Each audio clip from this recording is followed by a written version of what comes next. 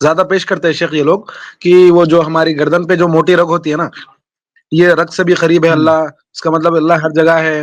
وہ جو ہماری کیا بولتے ہیں نفس سے قریب ہے. اللہ شہرک سے زیادہ قریب ہے، اس سے دلیل نا. ٹھیک ہے جی شیخ صاحب. تو آپ اس آیت میں بھی آپ دیکھیں کہ یہ جتنی بھی آیتیں جو اللہ تعالیٰ کے ہر جگہ ہونے کی دلیل کے طور پہ پیش کی جاتی ہیں، وہ ساری آیتیں اللہ رب العالمین کے علم سے متعلق ہیں. اور اس کے آگے پیچھے آپ دیکھیں گے تو آپ یہ دیکھیں گے کہ وہاں اللہ تعالیٰ کے علم کی بات ہو رہی ہے.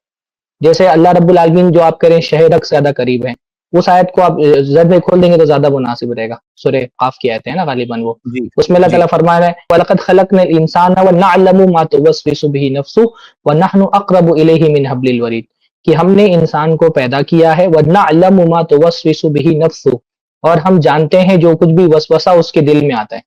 یہاں پہ علم کی بات چل رہی ہے، اور اس کانٹیکس میں اللہ نے فرمایا نحن اقرب الیہ من حبل الورید، کہ ہم اس کی شہرت سے بھی زیادہ اس کے قریب ہیں. تو ظاہر سی بات ہے کہ یہاں جو قربت مراد ہو رہی ہے وہ اسی کانٹیکس میں بات آئی ہے جس کانٹیکس میں یہاں قربت کا ذکر آیا، کیونکہ یہاں کانٹیکس چل رہا ہے، سیاق چل رہا ہے علم کا، تو یہاں قربت بھی وہی قربت مراد ہے، علم کی قربت مراد ہے کہ اللہ تعالیٰ جو ہے نا وہ علم رکھتا ہے. ایک بات تو یہ ہے. باقی بعض علماء نے یہ بھی کہا ہے کہ یہاں نانو اقربوں سے مراد فرشتے بھی ہیں، کیونکہ آگے کی جو بات آ رہی ہے وہ فرشتوں کی آ رہی ہے. اذ یتلقى المتلقیان عن الیمین وعن الشمال قعید. تو چاہے یہاں پہ نہنوں سے مراد اللہ رب العالمین کا علم ہے یا نہنوں سے مراد اللہ تعالیٰ کے فرشتے ہیں، خود اللہ اپنی ذات کے اعتبار سے قریب ہے. یہ بات تو خود قرآن ہی کے مخالف ہے، کیونکہ قرآن میں اللہ نے اپنی ذات کے بارے میں فرمایا الرحمن علی العرش استویٰ، کہ رحمان عرش پر مستوی ہے. تو اس کی ذات جو ہے وہ عرش پر مستوی ہے اور اس کا علم بندوں کو احاطہ کیے ہوئے ہے. تو یہاں پر ظاہر سی بات ہے یا تو علم کی بات ہو رہی ہے یا تو اللہ تعالیٰ کے فرشتوں کی بات ہو رہی ہے. دونوں تفسیریں جو ہے نا وہ سلف سے منقول ہیں. اس موضوع پر سمجھنے کے لیے جو ہمارے احباب جتنے بھی اس طرح کے سوالات کرتے ہیں کہ اللہ تبارک و تعالیٰ سے متعلق جو اس طرح کی آیتیں، جیسے ابھی جو آیت آئی یا اس طرح کی جو اور دوسری آیتیں ہیں، ان کو پیش کر کے یہ طے کرنے کی جو کوشش کرتے ہیں کہ بھئی اللہ تبارک و تعالیٰ ہر جگہ ہے، تو یہ دیکھنا چاہیے ان کو کہ اس سوال کا جواب رسول اللہ نے کیا دیا ہے، قرآن میں کیا ہے، بھی اللہ کہاں ہے. تو واضح طور پہ یعنی سب سے پہلے ہم یہی دیکھیں گے نا عقیدہ کہاں سے لیں گے. عقیدہ اسی چیز سے لیں گے جو اپنے باب میں اپنے موضوع میں بالکل واضح ہو. اللہ کے رسول صلی اللہ علیہ وسلم کی حدیثوں میں اللہ کہاں ہے، اس کا جو جواب آیا ہے وہ یہ ہے کہ اللہ عرش پہ، اللہ آسمان میں ہے، اللہ عرش پہ ہے. یہ اصل ہے، اسی پر پوری عمارت قائم کی جائے گی. تو اللہ کہاں ہے، عرش پہ ہے. اب جتنی بھی آیتیں ہیں پھر اس ضمن میں آئیں گی، جیسے یہاں آیت آئی تو دیکھیں گے کس اعتبار سے اللہ نے اپنے آپ کو کہا کہ ہم شہرک سے زیادہ قریب ہیں، یا اس طرح کی جتنی بھی آیتیں آئیں گی پھر ان کا مفہوم اس لحاظ سے ہوگا. لیکن اللہ کہاں ہے اس موضوع کو باقاعدہ حدیثوں میں کھول دیا گیا. تو جب حدیثوں میں کلیئر کر دیا گیا ایک مسئلے کو کہ اللہ کہاں، اللہ عرش پہ ہے، اور قرآن میں ہے کہ اللہ عرش پر مستوی ہے، تو پھر اس عقیدے کو ہم اسی روشنی میں لیں گے، اور باقی جتنی چیزیں آئیں گی اسی کے تابع ہوں گی. ہم کیا کرتے ہیں کہ جو اصل چیز ہے موضوع میں اس کو تابع کرتے ہیں، اور جو اصل نہیں ہے اس کو اصل بناتے ہیں. اللہ کہاں ہے اس کے لیے واضح دلیل قرآن کی آیتیں اور رسول صلی اللہ علیہ وسلم کی وہ حدیثیں ہیں جن میں کلیئر کر دیا گیا کہ اللہ آسمان میں ہے، اللہ عرش پہ مستوی ہے. تو وہاں سے اس کی بنیاد ہم لیں گے. نہیں صحیح بات ہے. اور آپ ذرا اگر غور کریں گے یہ آیت کے اندر بھی یہ نہیں دیا ہے کہ اللہ ہر جگہ ہے. جو لوگ کہتے ہیں نا کہ ہر جگہ کی دلیل یہ آیت ہے، تو یہ آیت میں کیا ہے کہ وہ تمہاری شہرک سے زیادہ قریب ہے. اور قریب کے تعلق سے جو دوسری آیتیں ہیں تو وہاں عبداللہ ابن عباس کی واضح تفسیر بھی موجود ہے کہ وہاں پہ مراد یہ ہے عالم بکم اینما کنتم، تم جہاں کہیں ہو اللہ جانتا ہے. وہ اللہ کے علم کی بات ہو رہی ہے. اس کی ذات کے تعلق سے اللہ عرش پہ مستوی ہے.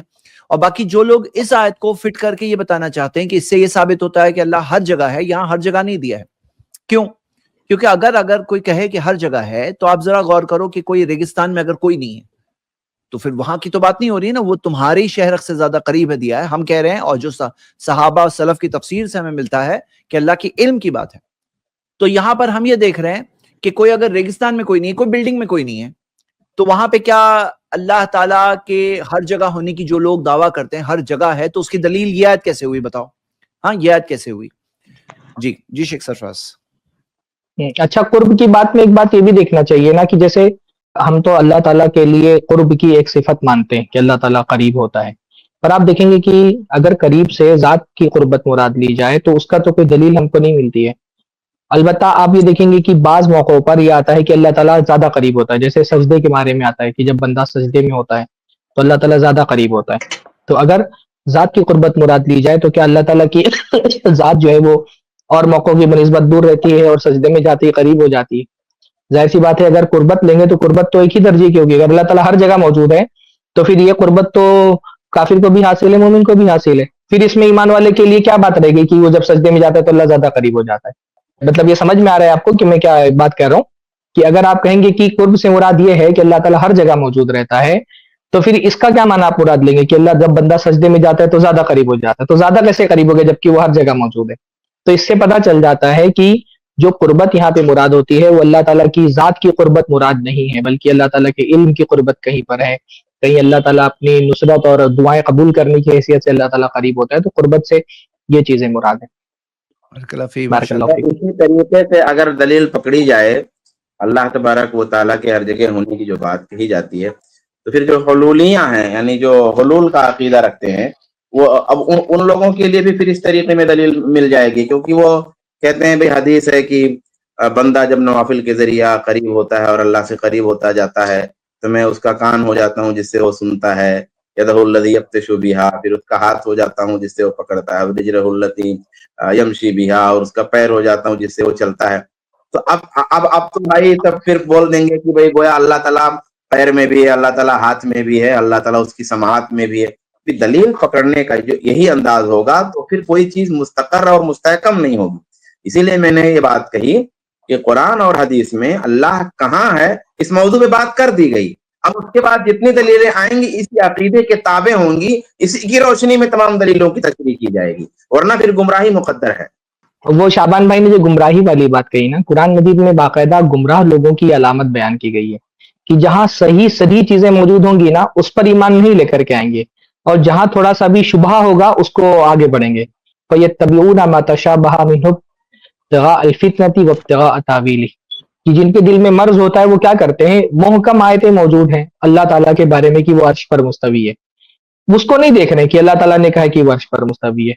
اللہ کے نبی کی صحیح اعلیٰ درجے کی سند کے ساتھ حدیث موجود ہے کہ اللہ کے نبی نے پوچھا این اللہ، اللہ کہاں ہے، اور اس لونڈی نے جواب دیا ہوا فی السماء، وہ آسمانوں کے اوپر ہے. تو اتنی صحیح محکم آیتیں اور حدیثیں موجود ہونے کے بعد اس کو نہیں مانیں گے، اور جہاں اپنے مطلب کی بات نکل رہی ہے، تھوڑا سا آیت کے اندر کوئی گنجائش ان کو دکھائی دے رہا ہے کہ اپنا باطل عقیدہ سے ثابت کر سکتے ہیں، تو اس میں خوب جا کر کے غور و فکر کریں گے. تو یہ جو رویہ ہے نا قرآن مجید میں، یہ رویہ ان لوگوں کا ذکر کیا گیا ہے جو گمراہ ہیں، کہ محکم چیزوں کو چھوڑ کر کے اور متشابہ چیزوں کے پیچھے پڑ جانا، کہ جن کے دلوں میں مرض ہوتا ہے نا وہ متشابہ چیزوں کے پیچھے پڑتے ہیں، جہاں کو ان کو اپنے معنی کی بات نکالنے کے لیے تھوڑا سا گنجائش دکھائی دیتی ہے. تو بھائی جو دوسری طرف حدیثیں ہیں، قرآن کی آیتیں ہیں جن میں صراحت کے ساتھ یہ بات موجود ہے کہ اللہ رب العالمین 7 آسمانوں کے اوپر اللہ کا عرش ہے اور اللہ تعالیٰ عرش پر مستوی ہے، ان محکم آیتوں کو چھوڑ کر کے اس طرح سے متشابہ آیتوں کے پیچھے پڑنا، جہاں جو بات سلف نے کہی ہے اس کو چھوڑ کر کے اپنی طرف سے اس کی تفسیر کرنا، یہ گمراہ لوگوں کا طریقہ. اللہ کے نبی صلی اللہ علیہ وسلم نے فرمایا کہ جب تم ایسے لوگوں کو دیکھو جو متشابہ چیزوں کے پیچھے پڑ رہے ہیں تو ان سے بچو. فَأُولَٰئِكَ الَّذِينَ سَمَّ اللَّهُ فَاحْذَرُوهُمْ، یہی وہ لوگ ہیں جن کو اللہ تعالیٰ نے، جن کا ذکر اللہ نے قرآن مجید میں کیا ہے، تو ان سے بچ کر کے رہو جو ہمیشہ متشابہ چیزوں کے پیچھے پڑتے ہیں. اور عام طور پہ آپ دیکھیں گے جو کلامی فرقے ہیں جو کہتے ہیں کہ اللہ تعالیٰ ہر جگہ ہیں، یہ اپنے عقیدے کے لیے قرآن و سنت کو بنیادی نہیں بناتے، چاہے اشاعرہ ہوں، چاہے ماتریدیہ ہوں یا معتزلہ ہوں.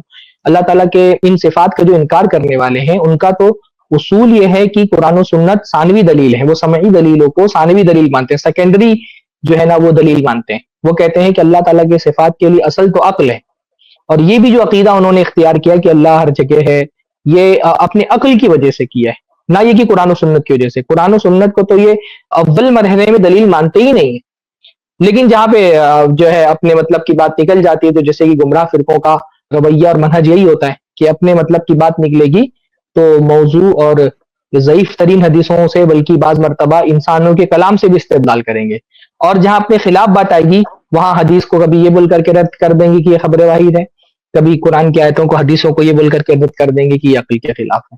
اللہ اس منہج سے ہم کو بچائے. اس کلپ کی فل ویڈیو دیکھنے کے لیے ہمارے چینل پر ضرور آئیں. آئی پلس ٹی وی نے ایک نیا یوٹیوب چینل شروع کیا ہے जिस का नाम है i+ TV इख्तिलाफ का हल। बारकल्लाहु फी शेख सरफराज फैज़ी हफिज़हुल्लाह, आपने बहुत अच्छी तरीके से समझाया। जज़ाकुमुल्लाह खैर, i+ की पूरी टीम को जज़ाकुमुल्लाह खैर।